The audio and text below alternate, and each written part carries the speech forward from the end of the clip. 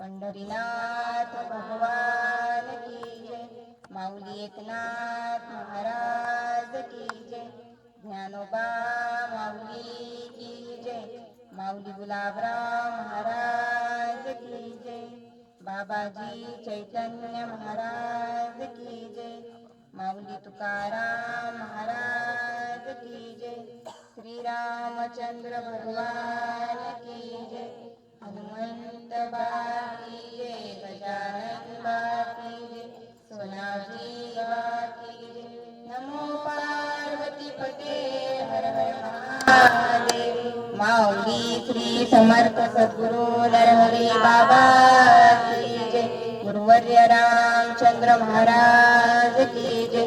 पूर्णा माता की जय। माऊली श्री समर्थ सद्गुरु नरहरी बाबा की जय। माऊली श्री समर्थ सद्गुरु नरहरी बाबा की जय। माऊली श्री समर्थ सद्गुरु नरहरी बाबा की जय।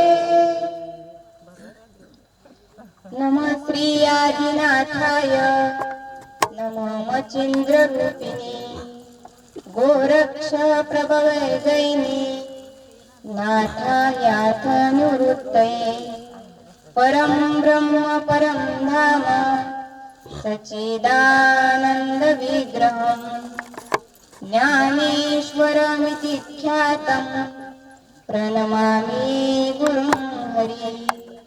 ज्ञानेशो भगवान् विष्णु निवृत्तिर्भगवान् हरः सोपानो भगवन् ब्रह्मा मुक्ताख्या ब्रह्मचित्कला यद्वस्ततः सच्चिदकापकारी भक्त्यर्थमेवावयवीवभूतम् ज्ञानेश्वराचार्यपदं हृदब्जे बिभ्राजते तन्मनयो विशन्ति।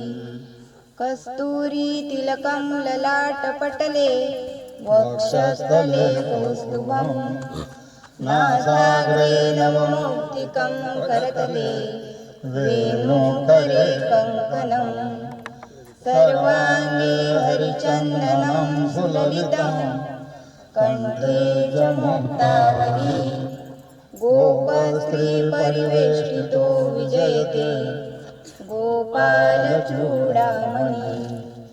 नन्दे नन्दव्रजस्त्रीणां पादरेणुमभीक्ष्मसा व्यासा हरिकथोद्गीतं पुनाति भुवनत्रयं श्रीमान् ज्ञानेश्वराचार्य उमामाता शिवपिता पतिकृष्णो राधिकाद्या भगिन्यो गोपीपा मम पञ्चायतनमित्येत वृद्धास्थाप्य प्रपूज्य च नमस्कृत्वा च याचेऽहं ज्ञानेश्वरसुतां ह्रीं नारायणाय नमः ह्रीं हरये नमः ह्रीं दत्तात्रेयाय नमः ह्रीं वेङ्कटेशाय नमः ह्रीं लक्ष्मणाय नमः वाचकं लेखकं वन्दे गुरुनारायणं हरि दत्तात्रेय वेङ्कटेशं पुनर्लक्ष्मणमाहुजे नमो लक्ष्मीनायक कृष्णपर्यायादिपालकेभ्यः नमः श्री सच्चिदानन्द मात्रये सतनुधारिणी श्री पाण्डुरङ्गनाथाय नतक्षेमकराय च संसारबुद्धिमग्नानां लीलयोद्धारणाय स्फुटीकृतं भक्तितत्त्वं भक्तिक्षालम्बनं तथा कृष्ण गोविन्द स्मरण गोविन्द कृष्ण गोविन्द स्मरण गोविन्द गोपाल कृष्ण भगवान की जय। माऊली श्री समर्थ सद्गुरु नरहरी बाबा की श्री संत गुलाबराव महाराज की जय। श्री कृष्ण नामी रंगून गेली श्री नरहरी माऊली झेंडा डाव्या बाजूस लावणी गाडी मध्ये बैसली दिव्य शुभ्र शर्ट दिव्य शुभ्र फेटा शुभ्रच ते धोतर हळूच खिडकीतून पाहुणी घेती भक्तांचा समाचार बाबा आले सगळे चाले घाई घाई काय सांगायचं बा या शब्दांनी सुरुवात करते आमची आई प्रश्न सर्वांचा एकच असतो मुक्कामाच कधी होईन बाबा भजन हरिपाठ चालू द्या बा लवकरच आमचं याच होईन बा गोपाल कृष्ण भगवान माऊली श्री समर्थ सद्गुरु नरहरी बाबा की जय।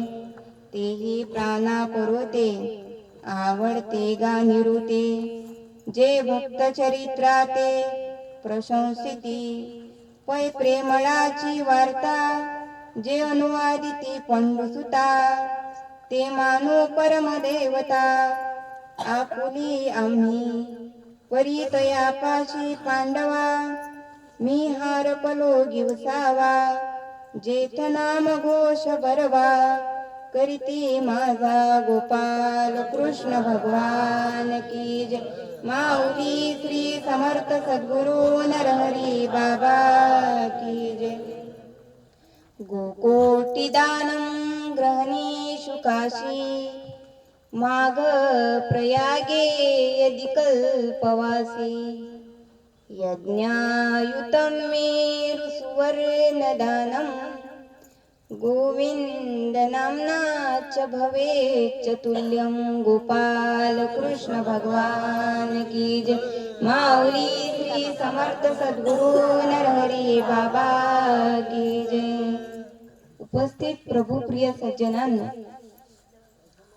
श्री समर्थ सद्गुरु माऊली नरहरी बाबा तसेच ब्रजेंद्र नंदन शांत सुंदर गोपी रमन गोपाल कृष्ण परमात्म्याच्या अत्यंत लाडक्या भगवत भक्तांना आता हा जो श्लोक म्हटला गोकोटी दानम ग्रहणेषु काशी हा पद्मपुराणातला श्लोक आहे.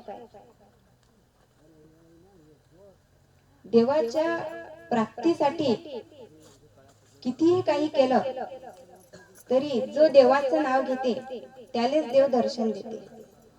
आणि सत्ययुग, द्वापारयुग, त्रेतायुग या युगामध्ये होतं की यज्ञ करा, होम हवन करा. पण या कलियुगामध्ये नामाला खूप महत्व आहे. की गोकोटी दानम ग्रहणेषु काशी, की 1 कोटी गायी ब्राह्मणाईले दान केल्या त्याचं जेवढं पुण्य प्राप्त होईल. माघ प्रयागे यदि कल्पवासी, माघ महिन्यामध्ये तुम्ही प्रयागले गेले त्याचं जेवढं पुण्य होईल.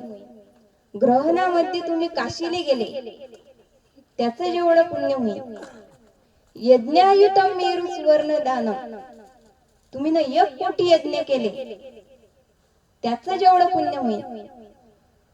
एका पारड्यात मेरू पर्वत ठेवला आणि त्याच्या भारोभार साधू संतैले सोनं वाटलं त्याचं जेवढं पुण्य होईल तेवढं पुण्य गोविंद नामनाच भवेच्च तुल्यम. फक्त एकदा गोपाल कृष्ण भगवान की जय. माऊली श्री समर्थ सद्गुरु नरहरी बाबा की जय. एवढं आपण पुण्य प्राप्त केलं, पण तेवढं पुण्य फक्त एकदा देवाचं नाव घेतल्यानं माणसाले प्राप्त होतं. मग आता काय करा? सोपी सोपी प्रश्न सोडा आणि पास होऊन जा.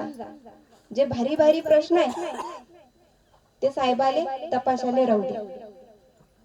याचं भाषांतर वृंदावनच्या एका महाराजनं केलं की मेरू सम हे मदान रतन अनेक दान, गजदान भूमी दान अन्नदान करही, मोती नके तुला दान मकर प्रयाग दान, ग्रहण मे काशी दान चिंत माझ धरई, शय्यादान कन्यादान कोटी कोटी गौदान, इति करी पाप कोणे कुणही हरई, कृष्ण को हरि को नाम एक बार लेत ध्रुव, पापी तिनी लोक के छन मांज तरही. गोपाल कृष्ण भगवान की जय. माऊली श्री समर्थ सद्गुरु नरहरी बाबा की जय. माय बाप हो, देवाची कृपा ज्या वेळेस आपल्यावर पूर्ण होते त्यावेळेस आपलं पाऊल कथा कीर्तनात पडते. आणि ते भगवंताची कृपा आज तुमच्यावर झाली की दुरून दुरून भक्त मंडळी आले. श्री क्षेत्र माधानहून भक्त आले, जळगाव नाट्यहून आले, लोहारीतून आले.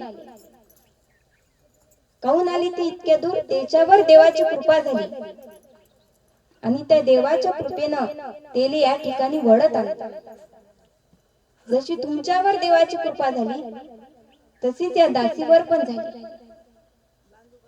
पण माय बाप हो, माझ्यावर ही कृपा कोणामुळे झाली की ज्यांचं पूर्ण जीवन सद्गुरु सेवेत गेलं असे हरिभक्त पारायण मीनाजी महाराज काटे श्री समर्थ सद्गुरु माऊली नरहरी बाबांचे गुराखी म्हणजे माझे आबा. की आम्ही लहान म्हणजे जेव्हापासून मी माझ्या आबाचं बोट धरून चालायला लागले तेव्हापासून आबाची एकच शिकवण आहे, ते म्हणजे नरहरी बाबा कसे होते, बाबांनी जन्मभर काय केलं, नरहरी बाबाच्या नावात किती ताकद आहे. हाच विषय आमच्या घरात चालत आला. एकदा काय झालं, आम्ही लहानपणी काही समजत नव्हतं तरी आबा आम्हाला भजन कीर्तनाला आलं. आम्ही खूप आटोत जात जा, आम्हाला काही समजत नव्हतं त्यातलं. काही कीर्तनात भागवतात बसून बी राहत नव्हतो. कीर्तना भागवताला आणलं की आम्ही झोपून राहत जाऊ. पण तरी आबाने आमचा आट काढला. कशासाठी? की एकदा माझ्या आबाचं कीर्तन पिंपळखुट्याला होतं, पिंपळखुटा धांडे वैकुंठ धाम आश्रमामध्ये. मग आम्ही सगळे गाडी घेऊन गेलो तर माझ्या आबा म्हणत मले की पूजा तू एक अभंग म्हणतो. मी लहानपणी तुकाराम महाराजचा अभंग पाठ करेल होता आणि तो मी म्हणत जात जाऊ कुठे बी. तर आबा मला म्हणत की तू कीर्तनामध्ये अभंग म्हणतो. म्हटलं हा आबा. तो अभंग असा होता की कैसे केले देवराया देवराया, कैसे केले देवराया देवराया,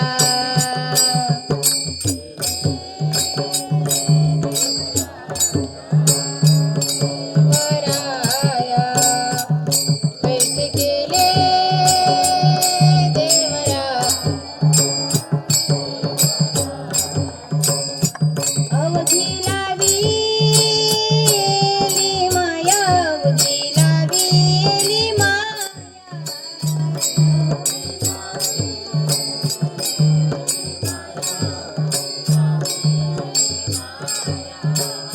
अवधीला विली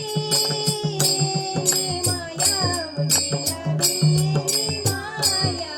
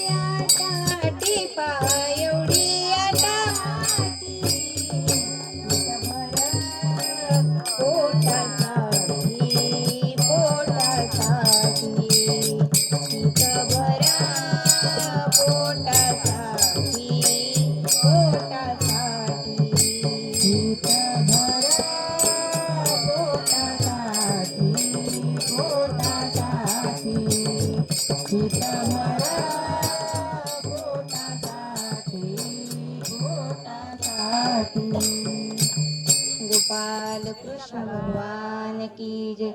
माऊली श्री समर्थ सद्गुरु नरहरी बाबा की जय. माझे आबा म्हणत की तू कीर्तनामध्ये अभंग म्हणजो. मी कीर्तनात तुझे नाव घेईन, मग तू येजो ना अभंग म्हणजो. म्हटलं हा बाबा. मग आबाचं कीर्तन चालू झालं. पण मी गाडीमध्ये बसते. मग मी काऊन बसली गाडीमध्ये, या ढक्कानं बसली की आबा आपल्याला अभंग म्हणायला लावते आणि आपल्याला अभंग म्हणायचा नाही. मग गाडीमध्ये लपून राहील. मग आबानं कीर्तनात नाव घेतलं की पूजा इकडे अभंग म्हण.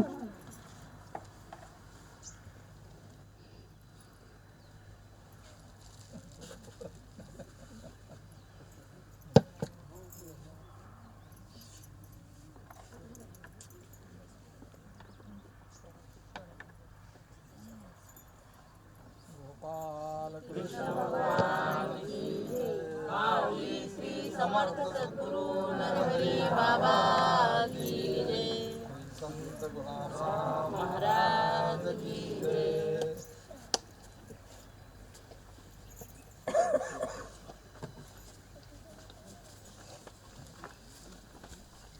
मला आबांना आवडते ना. तुम्ही गाडी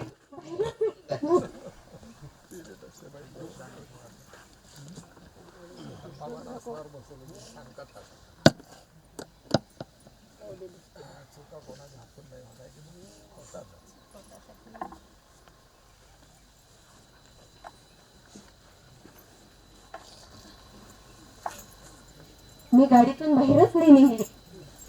आबांना नाव घेतलं तरी मी निघलीच नाही. काहून बाहेर जर गेलो, कीर्तनात जर गेली तर आबा मला अभंग म्हणायला लावते. पण तरी आबांनी आमचा हात काढला. आणि काहून काढला तो, की आबाचं म्हणजे नरहरी माऊलीची कृपा आणि माझ्या आबाची पुण्य की आबांनी मनात म्हटलं असेल की तू आज अभंग म्हणत नाही, पण नरहरी माऊलीच्या कृपेनं मी तुले भागवताच्या गादीवर बसून गोपाल कृष्ण माऊली श्री समर्थ सद्गुरु नरहरी बाबा की जय. आणि हे सर्व पुण्याई माझ्या आबाची आहे की त्यांच्या पुण्यामुळे मी आज या ठिकाणी बसलो की नरहरी आईच्या हाती सोपविले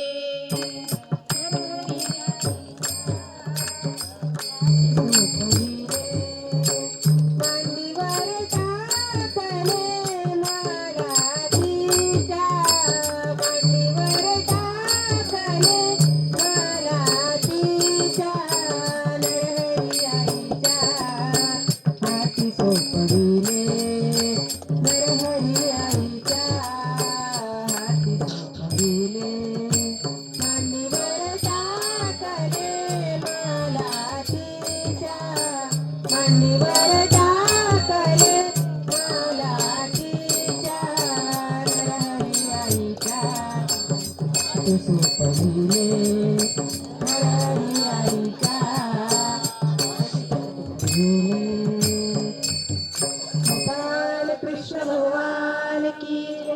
माऊली श्री समर्थ सद्गुरु नरहरी बाबा की जय. माय बापा 7 दिवस झाले हे संत चरित्र तुम्ही ऐकून राहिले. हे काही भागवत नाही, काही रामायण नाही, हे भक्तमाल ग्रंथ मधल्या कथा आहे. पण भक्तमाल ग्रंथ कोणी लिहिला, ज्यांनी लिहिला तो लेखक, काय त्याचं शिक्षण होतं, काय शिक्षण गेलं होतं त्यानं, कुठे कोणाच्या हाताखाली राहिला होता. पण ज्याच्यावर देवाची कृपा असते ना, तो माणूस जीवनात काही करू शकते. त्याला कोणतं ज्ञान नसलं तरी देव त्याच्या हातून कधी काय करून घेईन काहीच सांगता येत नाही. तर एकदा काय झालं की दुष्काळ पडला. दुष्काळ असा पडला की लोकांना खायला सापडत नव्हतं. झाडाचे पानं लोक खात होते, त्याच्यावर राहत होते. एवढा दुष्काळ पडला. मायले लेकरू भारी असं झालं. दोघं पती पत्नी होते. त्यानं काय केलं, त्याला एक लहानसा पोरगा होता. त्यानं काय केलं की ते अवस्था त्याच्या ज्यानं पाहिले गेली नाही की आता आपला मुलगा उपाशी राहते नापून बी, म्हणून गंगेच्या तीरावर त्या मुलाला झोपून ठेवलं आणि ते पती पत्नी निघून गेले. ते लेकरू झोपीतून उठलं आणि रडू लागलं. त्या गंगेच्या काठावर अग्रदास महाराजांचा आश्रम होता. ते रोज गंगेमध्ये स्नानासाठी येत होते. त्यांनी पाहिलं की लहान लेकराचा रड्याचा आवाज येऊन राहिला. म्हणून अग्रदास महाराज त्या दिशेने गेले. तरी पाहतात तर लहान लेकरून रडून राहिलं. अग्रदास महाराजांनी त्या लेकराला जवळ घेतलं, त्याचे आसू पुसले. जो दुसऱ्याला रडवते तो राक्षस असते आणि जो दुसऱ्याच्या आसू पुसते तो परमात्मा असते, तो संत असते. अग्रदास महाराजांनी त्याचे आसू पुसले आणि म्हणाले, बाळा तू कोण आहे, तू काहून रडत, तुझे आई वडील कुठे. आता त्या लेकराला काहीच समजत नव्हतं, तो सारखा रडत होता. तेव्हा अग्रदास महाराज म्हणत की बाळा ना भी, म्हणजे भिवू नको, तू भिवू नको, मी आहे तुझ्या सोबत. त्या लेकराचं काय नाव होतं हे कोणालाच माहित नाही, पण अग्रदास महाराजांनी त्याला नाभी म्हटलं, म्हणून त्या लेकराचं नाव नाभाजी पडलं. अग्रदास महाराजांनी त्याला आश्रमात आणलं. मग तेथे नाभाजी महाराज आश्रम झाडत होते, संत सेवा करत होते, अग्रदास महाराजांचे कपडे धुत होते. आश्रमामध्ये पंक्ता होत होत्या, अन्नदान होत होतं, पंगत वाढू लागायचे, त्या पतरवाया काढायच्या. संताईचं जर काही उष्ट राहिलं असलं तर तो प्रसाद म्हणून ते अन्न ग्रहण करायचं, असा त्यांचा नित्यनेम चालला. पण जे अग्रदास महाराज होते ते देवाची पूजा करत. पहिले देवाची पूजा करत आणि नंतर देवाची मानस पूजा करत होते. मानस पूजा म्हणजे डोळे लावूनच देवाले ध्यानात आणायचं, देवाची पूजा करायची, षोडशोपचारे देवाले नैवेद्य दाखवायचा, अशी त्यांची पूजा होती. मग एक दिवस काय झालं, अग्रदास महाराज पूजेले बसले आणि अग्रदास महाराजांनी सांगितलं की नाभाजी तू दरवाजावर थांब आणि कोणाला आत येऊ देऊ नको. नाभाजी महाराज दरवाजावर थांबले. अग्रदास महाराजांनी गोपाल कृष्ण परमात्म्याची षोडशोपचारे पूजा केली आणि नंतर मानस पूजा करायला बसले. मानस पूजा करायला तर बसले, पण देव ध्यानात काही येत नव्हता. नाभाजी अग्रदास महाराज लय डोळे लावत जात, खूप प्रयत्न करत जात की आज देव ध्यानात कोण नाही येऊन राहिले. आपण कुठचं काही खाल्लं नाही, लसण कांदा खाल्ला नाही, कोणाच्यासाठी पाणी पेलं नाही बिन भजण्यासाठी, मग देव आपल्या ध्यानात काऊन नाही येऊन राहिला. तेव्हा बाहेर जे नाभाजी महाराज उभे होते त्यांनी सांगितलं की बाबा तुम्ही ध्यान करू नका, देव सध्या समुद्रामध्ये जाईल. अग्रदास महाराजांनी नाभाजी इकडे आश्चर्यानंच पाहिलं. खरंच देव समुद्रामध्ये जायला होते की समुद्रामध्ये वादळ उठलं होतं आणि एक सावकार होता आणि त्या सावकाराचं जहाज समुद्रामध्ये येऊन राहिलं. पण समुद्रामध्ये जहाज उठलं. सावकाराला वाटलं की आपल्या जहाजामध्ये जेवढं धान्य आहे तेवढं सर्व आता निस्ता नाबूद होते. म्हणून सावकारानं संकल्प केला की देवा तू जर माझ्या जहाजाले, त्या धान्याच्या जहाजाले वाचवलं, याचं रक्षण केलं, तर या धान्याचा चौथा हिस्सा मी अग्रदास बाबाच्या आश्रमात नेऊन दे. याच्यासाठी गोपाल कृष्ण परमात्मा समुद्रावर जायला होते, ते जहाज थाड्यासाठी. नाभाजी महाराजांनी सांगितलं की आता देवाचं ध्यान करू नका, देव समुद्रात जाईल. पण नाभाजी महाराजांनी थोड्या वेळानं सांगलं की बाबा आता तुम्ही देवाचं ध्यान करा, देव आले आता समुद्रात. अग्रदास महाराजांनी डोळे लावले तर खरंच देव ध्यानात आले, पण देवाचा पितांबर ओला होता. म्हणून अग्रदास महाराजांनी काय केलं की तो पितांबर पिळला आणि त्याच्यातून पाणी जे निघलं त्या पाण्याचा थेंब जिभेला लावला तर पाणी खरंच खारट होतं. तेव्हा अग्रदास महाराज आश्चर्यचकित झाले की या नाभाजीले दिव्य ज्ञान कसं काय झालं. अग्रदास महाराज नाभाजी महाराजांजवळ गेले आणि म्हणाले की नाभाजी तुले दिव्य ज्ञान झालं कसं काय, कोणापासून प्राप्त झालं, कुठे शिकला तू.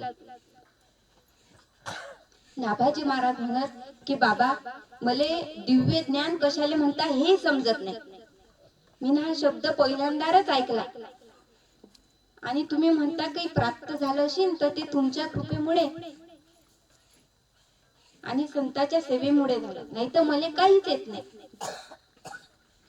तेव्हा अग्रदास महाराजांनी सांगितलं की नाभाजी तू या जगाच्या पाठीवर एक असा ग्रंथ लिही की ज्या ग्रंथामध्ये या भारत देशामध्ये जेवढे संत झाले त्या संतांचं चरित्र तू त्या ग्रंथामध्ये लिही. नाभाजी महाराजांना असा आशीर्वाद अग्रदास महाराजांनी दिला. अग्रदास महाराज नाभाजी महाराज म्हणत बरं बाबा. अग्रदास महाराजांचे दर्शन घेतलं आणि नाभाजी महाराजांनी भक्तमाल ग्रंथाचं लिखाण केलं.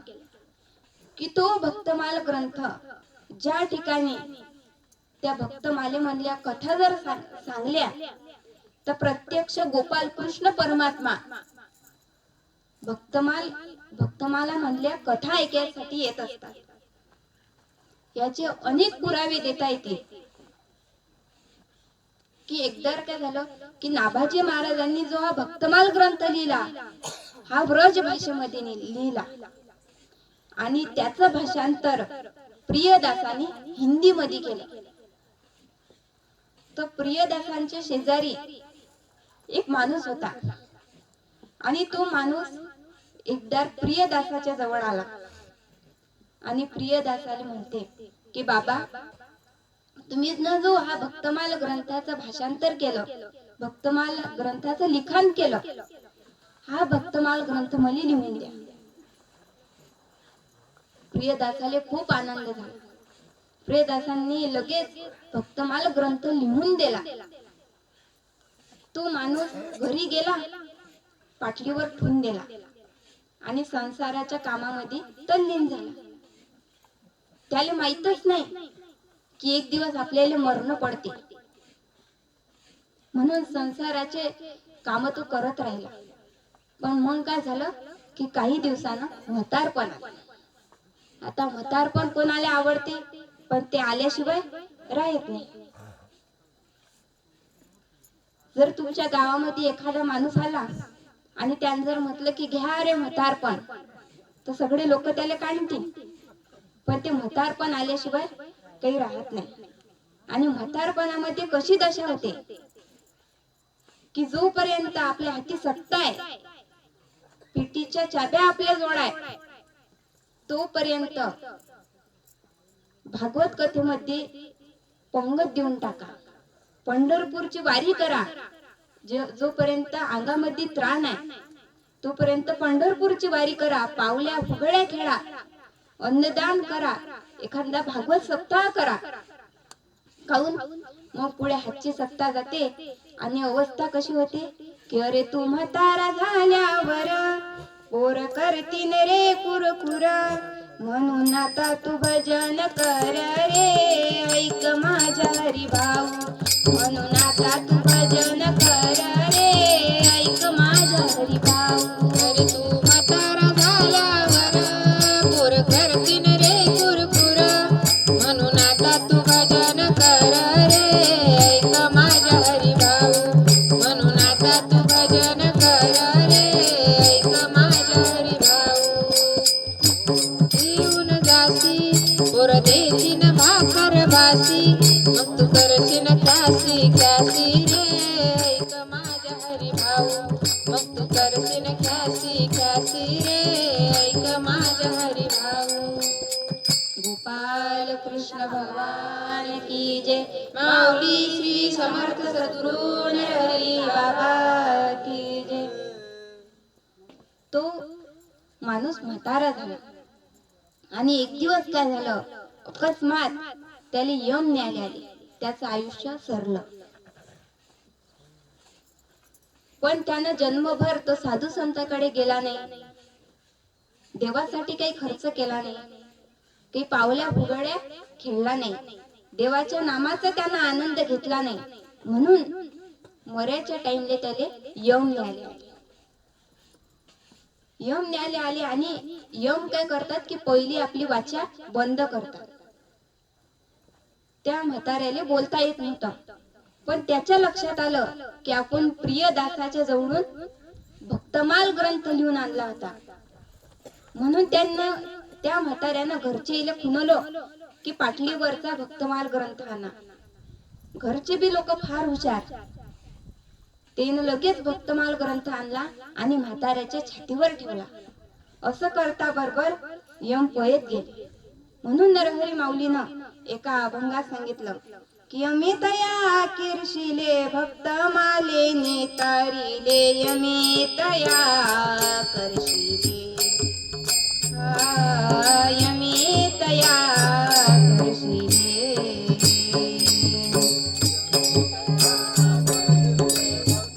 मालिनी तारिले मे तया करशिले आकर्षिले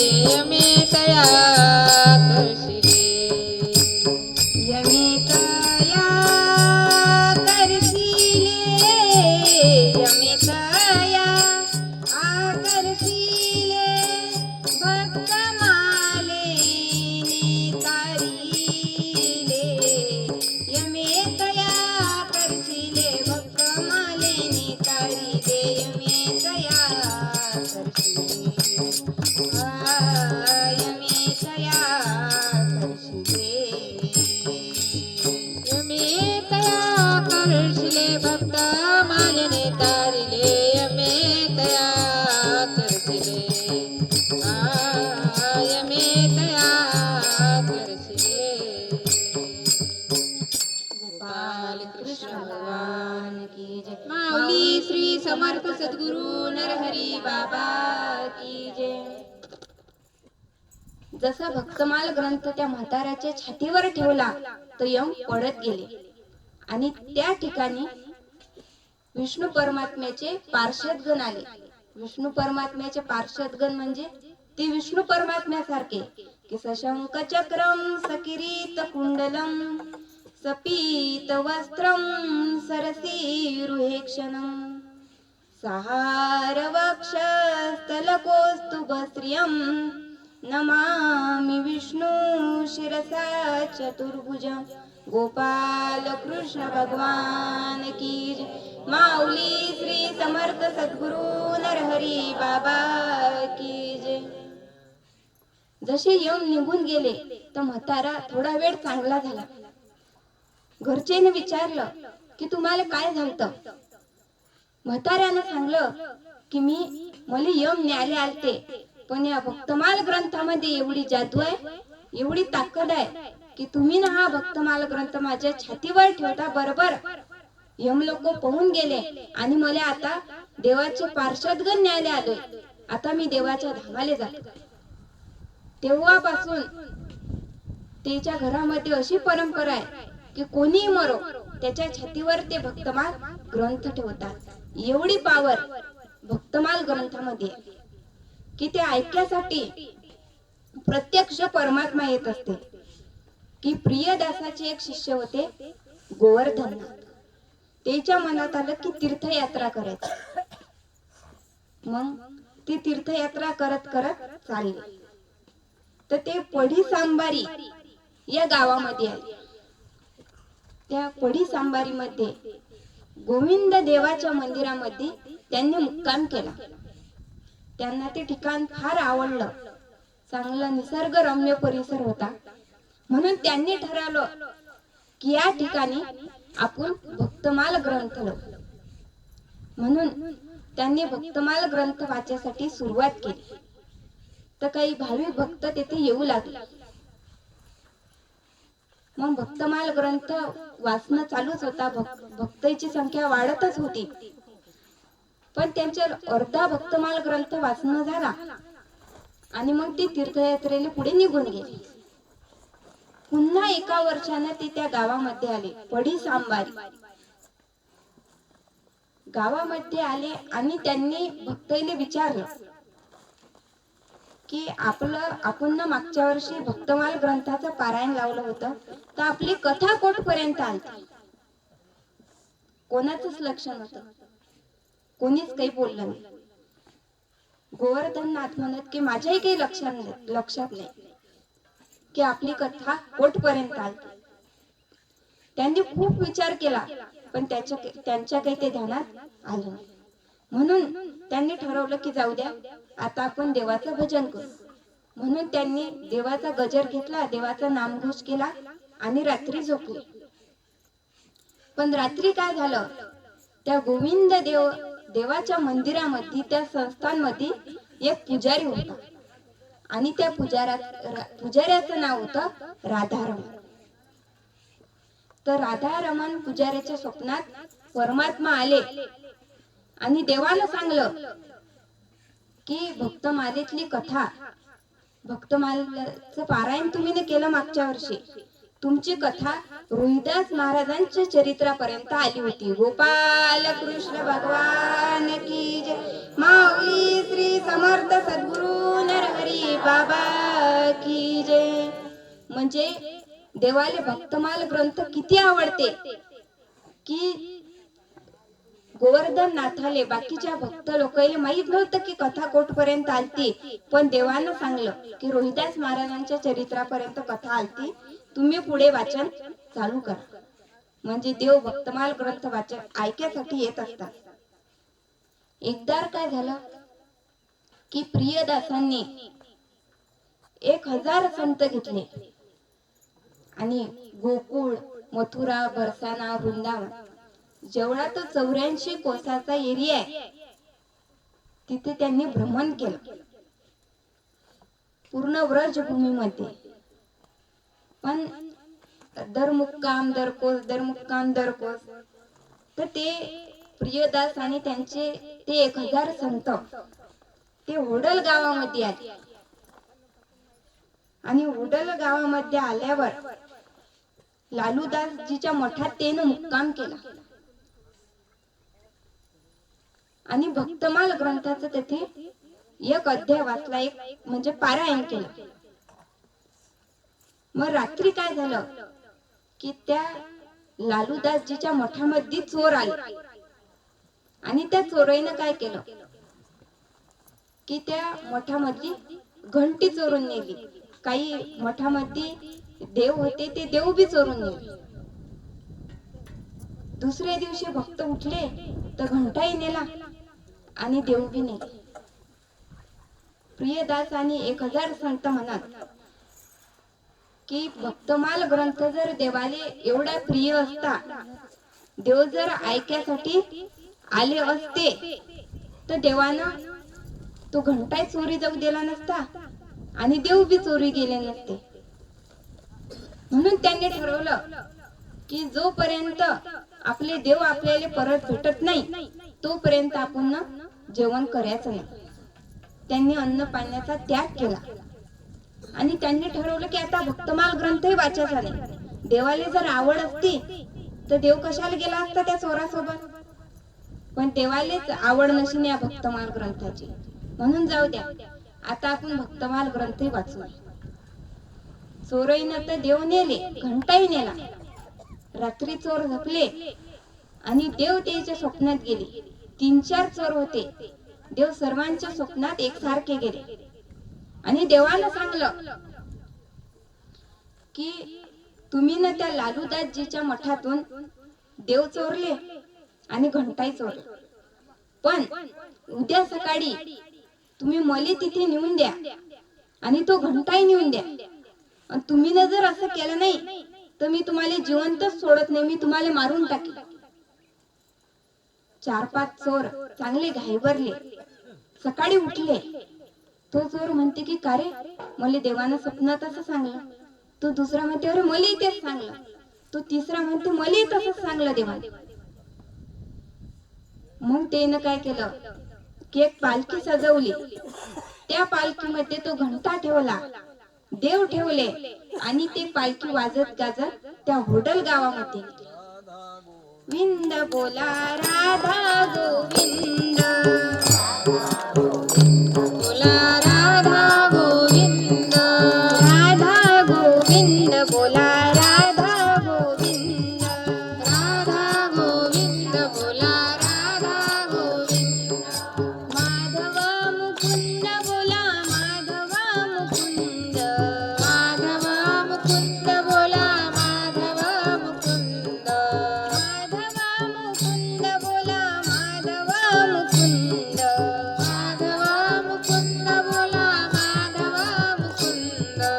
राधा गोविंद, बोला राधा गोविंद, राधा गोविंद, बोला राधा गोविंद, राधा गोविंद, बोला राधा गोविंद, राधा गोविंद, बोला राधा गोविंद.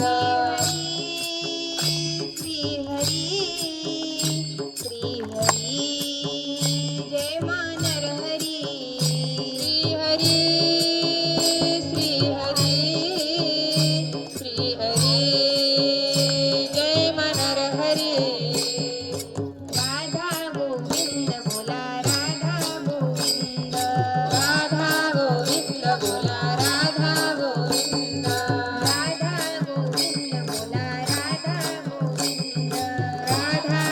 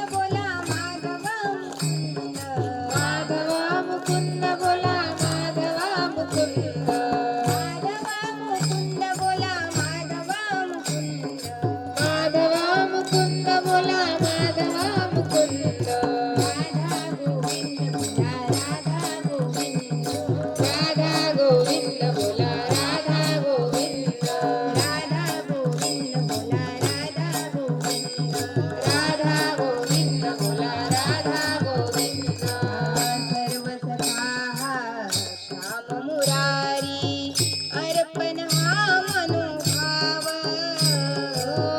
अर्पण हा मनोभाव, अर्पण हा मनोभाव.